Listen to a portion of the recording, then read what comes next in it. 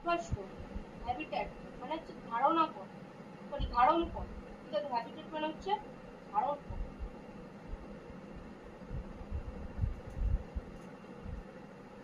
17 pen হলো, এটা বলবে আমাকে রূপসা, বলো পেন হলো পার্থিব বি পার্থিব, পেন হলো ড্যাশ বাসস্থানের প্রকার, পার্থিব বাসস্থানের প্রকার। নেক্সট কোশ্চেন, নিচের কোনটি মাইক্রো হ্যাবিটেটের অন্তর্গত? এটা আমাকে বলবে হচ্ছে সোনালী, বলো। অপশন বি গাছের গুড়ি। আচ্ছা আচ্ছা, সুরজিৎ বলে কে আছে, একটু ক্যামেরাটা অন করো, বুঝতে পারছি না। অনন্যা, অনন্যা ক্যামেরা অন করো। অপর্ণা, অপর্ণা। আচ্ছা অপর্ণা, অপর্ণা, অপর্ণা ক্যামেরা অন করে রাখো, ক্যামেরা অন করে দাও। আচ্ছা, নিচের কোনটি মাইক্রো হ্যাবিটেটের অন্তর্গত? কি বললে এটা 18টা? Option B. আচ্ছা অপশন ডি।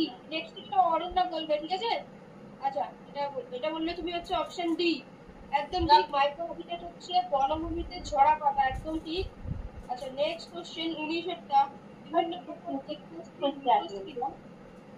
আচ্ছা বিভিন্ন